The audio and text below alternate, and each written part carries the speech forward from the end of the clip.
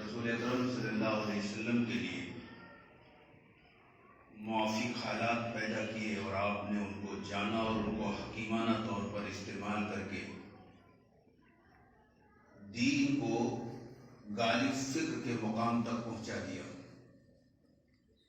اب دوبارہ پھر وہ تمام اسباب اللہ نے جمع کر دیے جن کو استعمال کر کے پھر سے دین کو غالب فکر کا مقام دیا جا سکتا ہے، لیکن ان امکانات کو واقعہ بنانے کے لیے ایسی سنجیدہ جد و جہد درکار ہے جو وقت کے حالات سے واقفیت کے ساتھ میں رد عمل کی نفسیات سے پاک ہو کر کے مثبت عمل کرنا جانتے ہو، جو دنیا کے تمام احساسات کو نظر انداز کرتے ہوئے صرف دین کی سربلندی کے لیے محنت کرنے والے لوگ، جو اللہ کے لیے سب کچھ کرنے کے لیے اپنے اندر حوصلہ اور جذبہ رکھتے ہیں، جن کا یہ مقصد ہو کہ اللہ کی بڑائی کو قائم کرنا ہے، نہ کہ قومی فخر اور مادی عظمت کے جھنڈے گاڑنا۔ ایسے ہی لوگوں کے ذریعے دنیا میں دین غالب ہوا تھا اور آج بھی ایسے ہی لوگوں کے ذریعے دین دنیا میں غالب ہوگا۔ اس کے برعکس جو لوگ سطحی نعروں پر بھیڑ جمع کرنے کو کام سمجھیں اور ہر پیش آمدہ مسئلے پر دوڑنا شروع کر دیں، وہ اللہ کے پیدا کیے ہوئے امکانات کو برباد کرنے والے ہیں۔ وہ ان امکانات کو کبھی واقعہ نہیں بنا سکتے، ان کے ذریعے دین کبھی غالب نہیں ہوگا۔ اس کو سمجھنے کے لیے ایک مثال دیتا ہوں، پھر بات بہت آسانی سے واضح ہو جائے گی۔ اگر کسی تاجر کو اپنی دکان کے لیے سیلس مین کا انتخاب کرنا ہو تو وہ اپنی دکان کے لیے کسی دادا کو سیلس مین نہیں بنائے گا۔ اس کی وجہ یہ ہے کہ کامیاب سیلس مین کے لیے جو صفت سب سے زیادہ ضروری درکار ہے وہ میٹھا بول ہے، اور دادا گیری کا جو پیشہ ہے وہ اس کے برعکس ہے، اس میں سب سے زیادہ ضروری ہے کڑوا بول، وہ کڑوے بول کا ماہر ہوتا ہے۔ اس لیے وہ کسی ایسے کام کے لیے قطعاً موضوع نہیں ہے جس میں میٹھا بول سب سے زیادہ اہمیت رکھتا ہو۔ ٹھیک اسی اعتبار سے مسلمان ایک دائی گروہ کی حیثیت رکھتا ہے۔ ایک مسلمان کی تمام فکر دعوت رخی ہونی چاہیے، دعوت اورینٹڈ، اور دنیا کی تمام مصلحتوں پر دعوت کی مصلحت کو غالب رکھنا چاہیے اس کو، اگر وہ دائی ہے۔ اس کے برعکس ایک سیاسی لیڈر کی پوری سوچ سیاست رخی ہوتی ہے اور تمام مصلحت پر سیاست کی مصلحت کو غالب رکھنا چاہتا ہے۔ یہی وجہ ہو کسی مومن گروہ کی نمائندگی کے لیے ایسا شخص قطعاً موجود ہے۔ لیڈر اور دائی دونوں مختلف شخصیتیں ہیں، ان دونوں میں زمین آسمان کا فرق ہے۔ دائی ایجابی نفسیات کی پیداوار ہوتا ہے، لیڈر جو ہوتا ہے رد عمل کی نفسیات کی پیداوار ہوتا ہے۔ دائی محبت کی زمین پر کھڑا ہوتا ہے، لیڈر نفرت کی زمین پر کھڑا ہوتا ہے۔ دائی لوگوں کو اپنے مطلوب کی نظر سے دیکھتا ہے، لیڈر لوگوں کو اپنے حریف کی نظر سے دیکھتا ہے۔ دائی کا مفاد لوگوں سے مصالحت میں ہوتا ہے، لیڈر کا مفاد لوگوں سے ٹکرانے میں ہوتا ہے۔ دائی حقائق کو مرکز توجہ بناتا ہے، لیڈر سوچوں کے پیچھے دوڑتا ہے۔ دائی خدا کی مرضی پر چلتا ہے، لیڈر عوام کی خواہشات پر چلتا ہے۔ دائی کا مقصد لوگوں کا دل جیتنا ہوتا ہے، لیڈر کا مقصد لوگوں کا استحصال کرنا ہوتا ہے۔ دائی کی نظر اپنے کام پر ہوتی ہے، لیڈر کی نظر لوگوں میں شہرت اور مقبولیت پر ہوتی ہے۔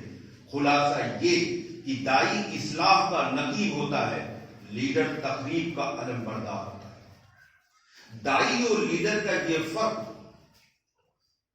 بتا رہا ہے کہ لیڈر کسی مومن گروہ کی نمائندگی کے لیے ایسی ہی غیر موضوع ہے جیسے کسی دکان کی سیلس مین شپ کے لیے ایک دادا غیر موضوع۔ الفاظ کسی مجبوری کی وجہ سے اس میں سخت آئے ہیں، بلکہ شروع سے جتنے بات کیا ہے اس میں بہت سخت الفاظ ہیں۔ شاید سمجھنے میں آپ کو کچھ پریشانی ہوئی ہوگی یا ہو رہی ہوگی،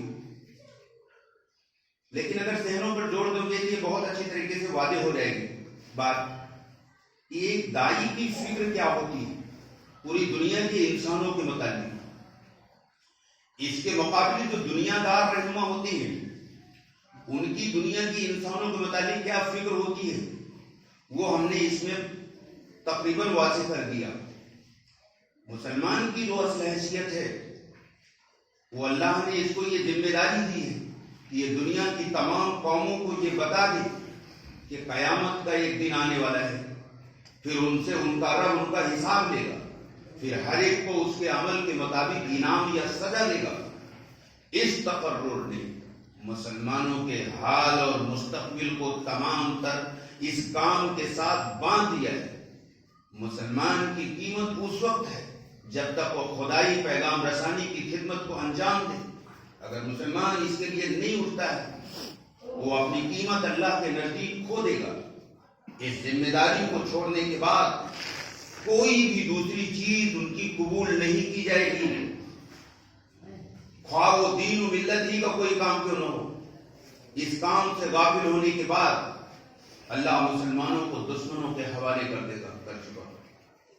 دوسری قومیں غلبہ حاصل کرنے میں ہو چکا، حتیٰ کہ دوسری بنیادوں پر اٹھائی ہوئی اسلامی سرگرمیوں پر رولر چلا دیا جائے گا، یہ شروع ہو چکا ہے۔ خود ساختہ خیالات کے تحت اگرچہ مسلمان خوش فہم و مبتلا ہیں، لیکن حالات کی بے رحم زبان چیخ کر کہہ رہی ہے تمہارا خدا تمہارا ساتھ چھوڑ چکا ہے۔ دنیا کی قوموں کے سامنے آخرت کا اعلان کرنے کے لیے اگر ہم نہیں اٹھتے تو ہماری کوئی قیمت نہیں ہے، نہ دنیا میں نہ آخرت میں۔ یہود کی تاریخ کی حقیقت کو سمجھنے کے لیے کافی ہے۔ آدمی کی قیمت اس ذمہ داری کے اعتبار سے ہوتی ہے جس کی ادائیگی کو اس کو معمول کیا گیا ہے۔ جب مسلمان اپنی ذمہ داری ہی نہ ادا کریں تو پھر اس کے بعد ان کی قیمت ان کے مالک کے نزدیک کیا ہو؟ آج پوری دنیا میں جو ذلت ہے، جو رسوائی ہے، جو تباہی ہے، اس کا سبب صرف یہ ہے۔ قرآن نے سورہ انفال میں اور سورہ رعد میں، سورہ انفال آیت نمبر 53، سورہ رعد آیت نمبر 11 اور سورہ 42 آیت نمبر 30، سورہ نساء آیت نمبر 79 میں یہ واضح طور پہ بتا دیا کہ دنیا میں کسی پر جو مصیبت آتی ہے وہ اس کے اپنے اندر کی خرابی کی وجہ سے ہوتی ہے۔ ذالک بأن اللہ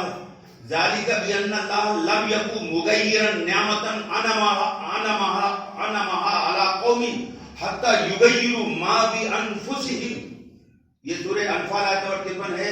یہ اس بنا پر ہوا کہ اللہ اس نعمت کو جو کسی قوم کو عطا کر دیتا ہے اس وقت تک نہیں بدلتا جب تک لوگ اپنی اپنی اندرونی حالت کو نہ بدلیں۔ یعنی جب آپ کے اندر اخلاقی بگاڑ آئے گا تو پھر اللہ آپ کو غلبہ اور عزت سے محروم کر دے گا۔ اور اس زمین پر سب سے بڑا جو اخلاقی بگاڑ رہا ہے اسی پر تفصیل سے بات کرنا چاہتا ہوں۔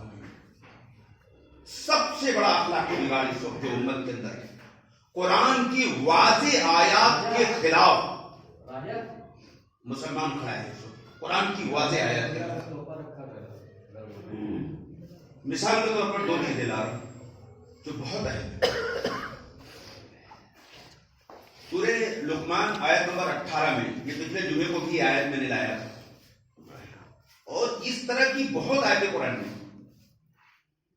سورہ لقمان آیت نمبر 18 میں اللہ نے کہا وَلَا تُصَعِّرْ خَدَّكَ لِلنَّاسِ وَلَا تَمْشِ فِي الْأَرْضِ مَرَحًا إِنَّ اللَّهَ لَا يُحِبُّ كُلَّ مُخْتَالٍ فَخُورٍ۔ لوگوں سے بے رخی نہ کر،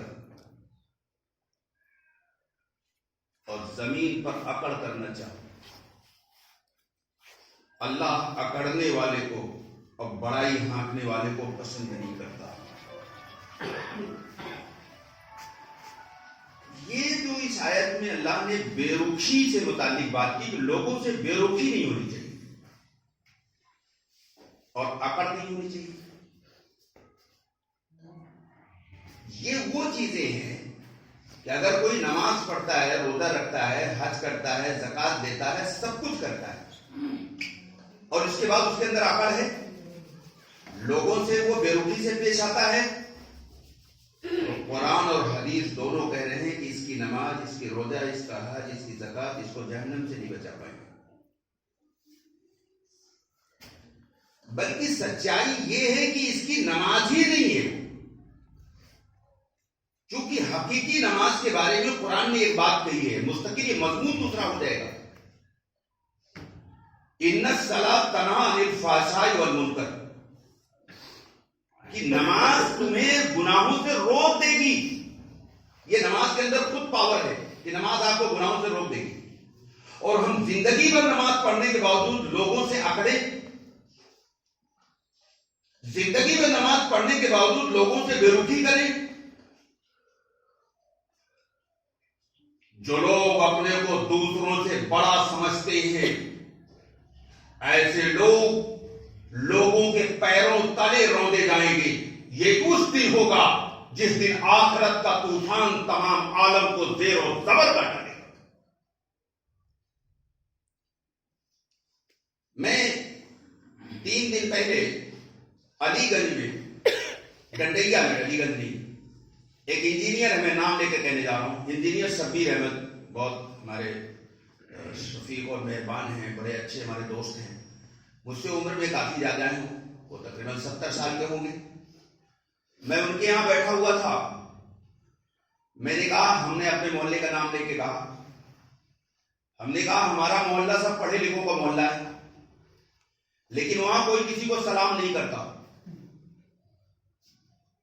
اور کوئی کسی کے گھر نہیں جاتا۔ تو وہ کہنے لگے کہ مولانا آپ ہی کیا کہہ رہے ہیں، یہ پورے لکھنؤ کا حال ہے، خالی آپ کے محلے کا حال نہیں ہے، آپ کو تحقیق نہیں ہے؟ بولے ہر محلے کا یہی حال ہے، مسلمانوں کے ہر محلے کا یہی حال ہے، یہ بالکل اکڑے ہوئے ہیں، کسی کو سلام نہیں کر سکتے،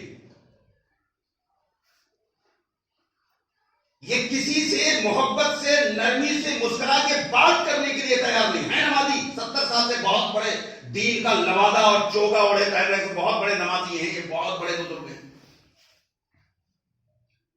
قرآن یہ کہتا ہے کہ جو لوگ گھمنڈ کرتے ہیں ان کا ٹھکانہ جہنم ہے، الیس فی جہنم مثوی للمتکبرین، یہ قرآن کہہ رہا ہے، سورہ جمل کی آیت ہے کہ گھمنڈ کرنے والوں کا ٹھکانہ جہنم ہے۔ یہ کیسی نماز ہے کہ نماز کے باوجود اکڑ ہے؟ اگر سچ میں نماز ہوتی تو اکڑ کا نام و نشان مٹ جاتا۔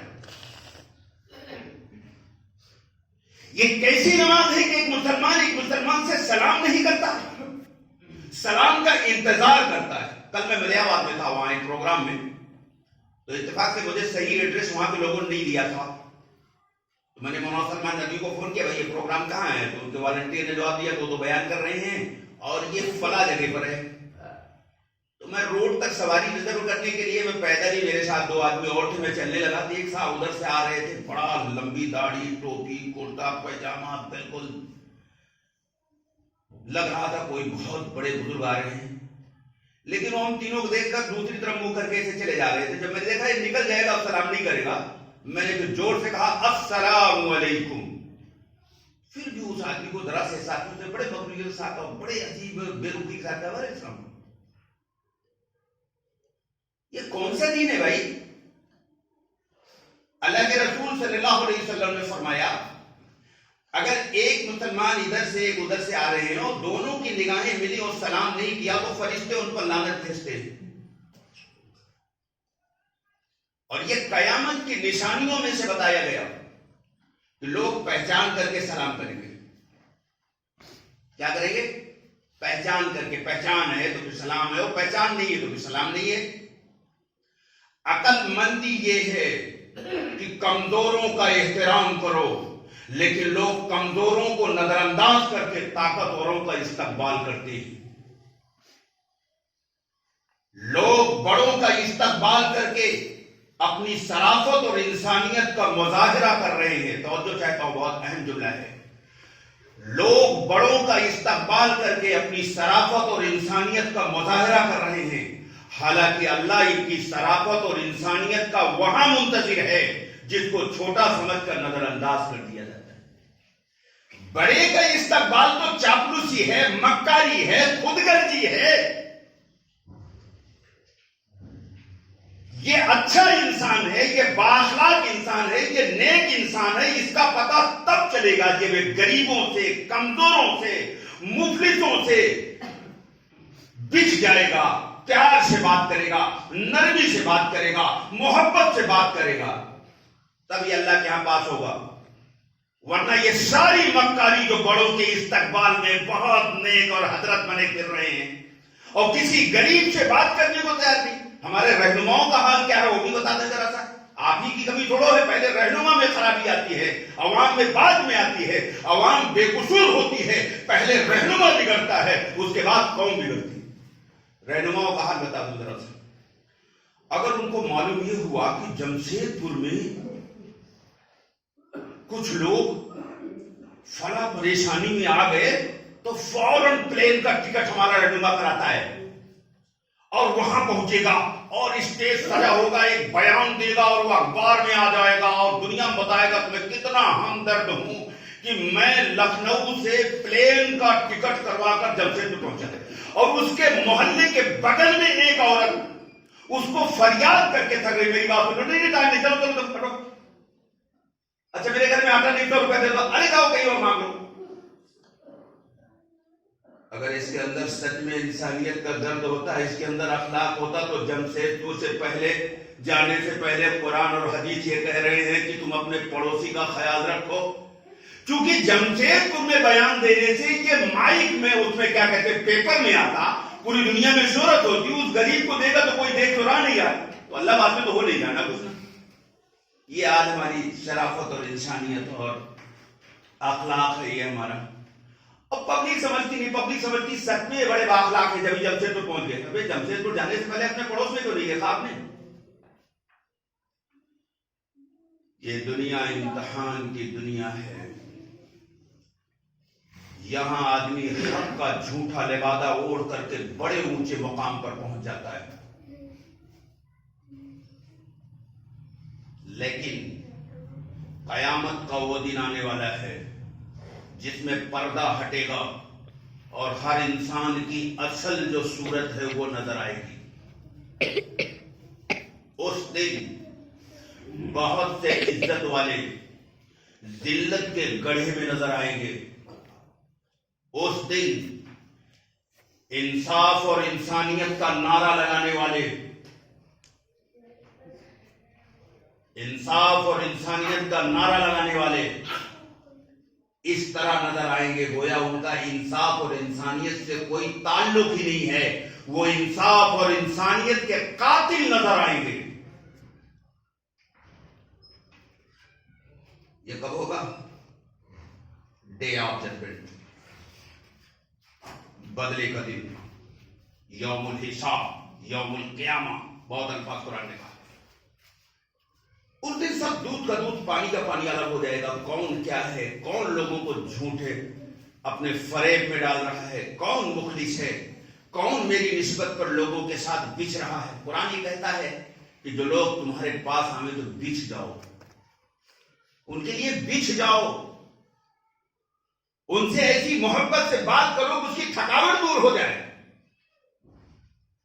اور اس پر گھڑی کے کانٹے اجازت نہیں دے رہے ہیں، اس پر تو اتنا کچھ ہے، اتنا کچھ ہے کہ جتنا بولا جائے کم ہے۔ سورہ عبس 30ویں پارے کی ایک سورہ ہے، آپ جانتے ہیں رحمت عالم صلی اللہ علیہ وسلم جن سے بڑی کوئی شخصیت نہیں ہے، آپ بیٹھے ہوئے تھے اور مکے کے سرگنا لوگوں سے، جو بڑے بڑے لوگ تھے، ان سے بات کر رہے تھے، اور اس امید میں کہ شاید یہ ایمان لائیں۔ اس درمیان میں ام مکتوم نابینا آ گئے اور ان سے کچھ سوال کیا اللہ کے رسول سے۔ اللہ کے رسول کی پیشانی پر بل آ گیا، یعنی ناگواری ہوئی، اور اپنے نفس کے لیے ناگواری نہیں ہوئی، اللہ کے لیے ناگواری ہوئی تھی۔ لیکن جانتے ہو اللہ کو یہ بات کتنی ناپسند ہوئی؟ اگر میں پوری صورت پر گفتگو کروں جو سید قطب نے لکھا ہے، اور دنیا کسی مفسر نے اس پر وہ بات نہیں لکھی جو انہوں نے لکھا ہے، تو مجھے 1 گھنٹہ کی اجازت چاہیے، اور صرف 5 منٹ بچا ہے۔ میں چند جملے بتانے جا رہا ہوں۔ اللہ کے رسول اس بے موقع ام مکتوم نابینا کی سوال پر جو ناگواری کا اظہار کیا، پیشانی پر بل آیا، اللہ کو غصہ آ گیا، فرمایا ابس وتولی ان جاءہ الاعمی وما يدریک لعلہ یزکیٰ او یذکر فتنفعہ الذکریٰ اما من استغنی فانت لہ تصدیٰ۔ پوری صورت ہے، طبیعت کہتا ہے پوری صورت پڑھتا چلا جائے۔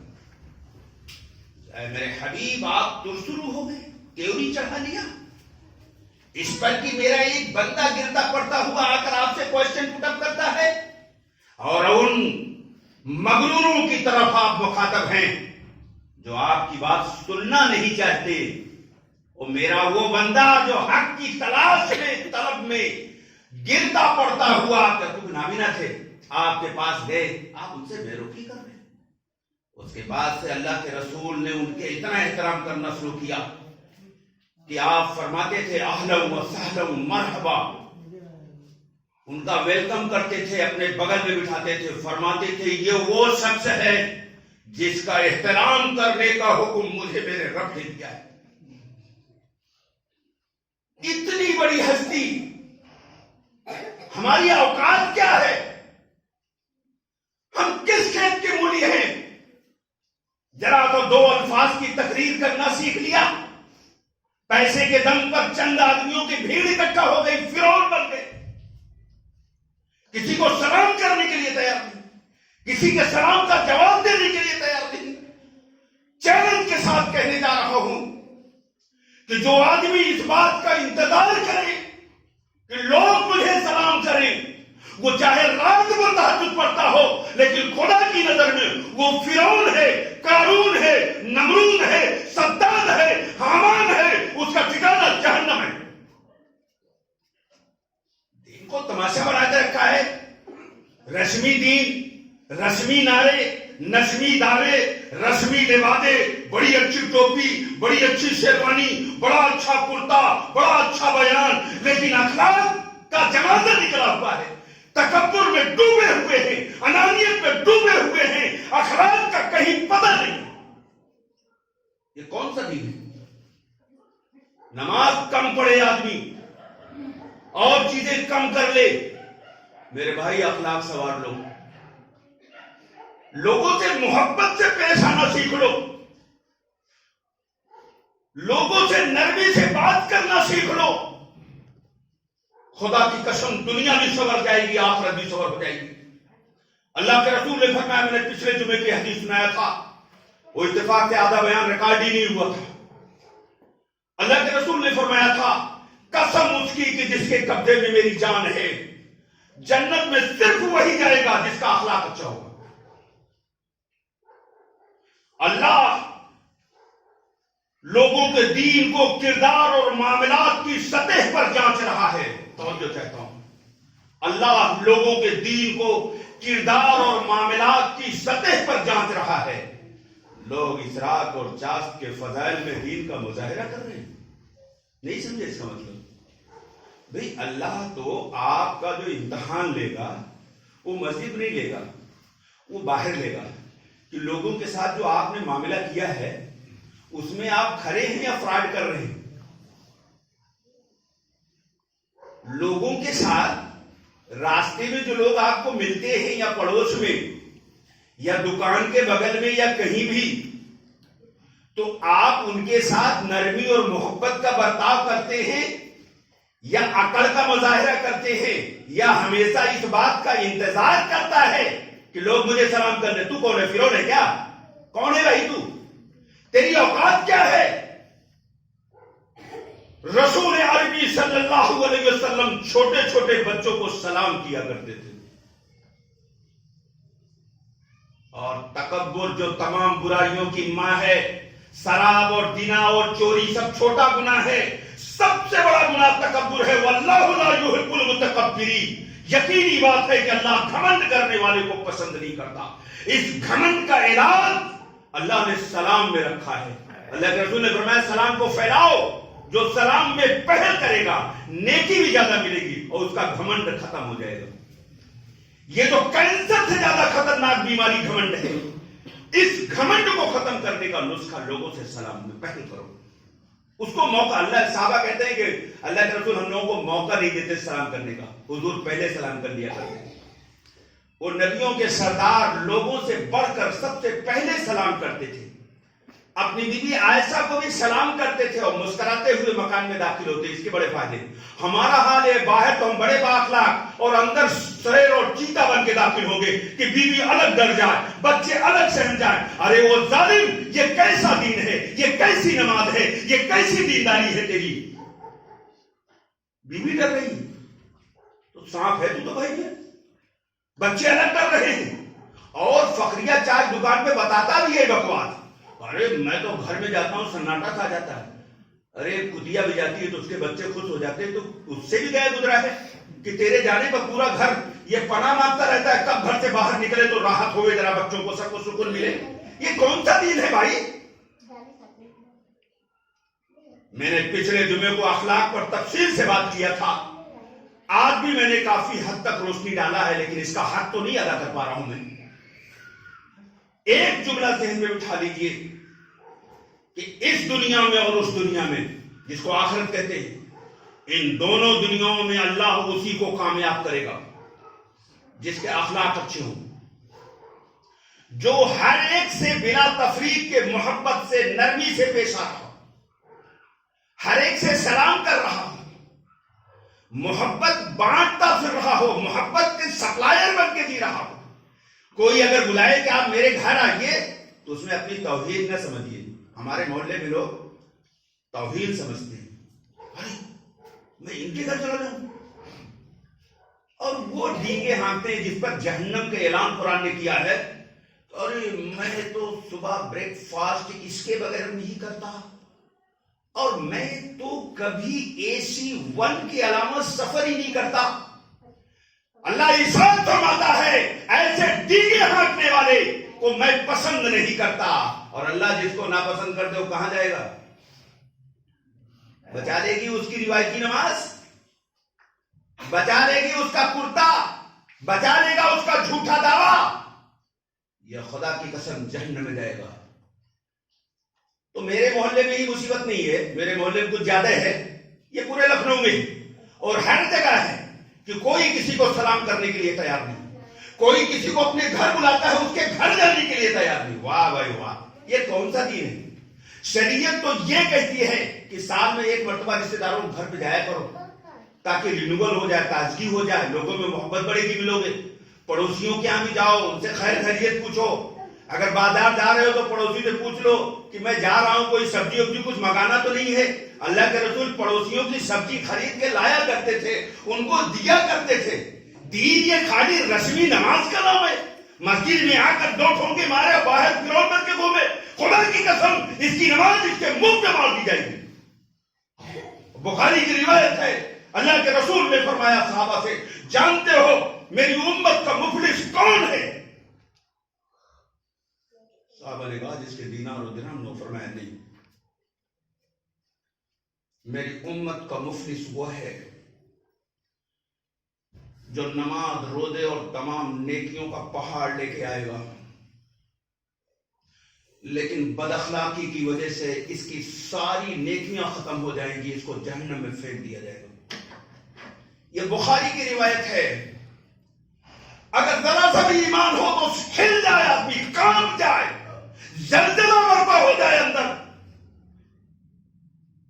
کہ یہ چند دن کی دنیا 70-80 سال 100 سال سے زیادہ کوئی جیتا نہیں ہے. اور وہ آخر زندگی جہاں ارب خرب ساری گنتیاں ختم ہو جائیں گی لیکن وہ زندگی ختم نہ ہوگی. اس کے سامنے اس دنیا کی زندگی کچھ بھی نہیں ہے، اس کو 1 گھنٹہ کہنا بھی کم ہے، یہ کچھ بھی نہیں ہے، اور زندگی برباد ہونے جا رہی ہے۔ اور یہ کیسی نماز ہے کہ وہ باپ جس نے اپنی پوری زندگی محنت کر کے پسینہ ایک کر کے آپ کو پڑھایا لکھایا جوان کیا بڑا کیا، اور جب تو بڑا ہو گیا تو اس باپ کے لیے محبت سے بات کرنے کی تیرے پاس ٹائم نہیں ہے، تو اس کو ٹائم نہیں دیتا، تو اس سے نرمی سے بات نہیں کرتا۔ حدیث میں یہ آتا ہے اگر کوئی اللہ کا فرما برداری کا دعویٰ کرتا ہے اور باپ کا نافرمان ہے تو اللہ اس کو نافرمانوں میں لکھتا ہے۔ یہ باپ کا بھی احترام نہیں۔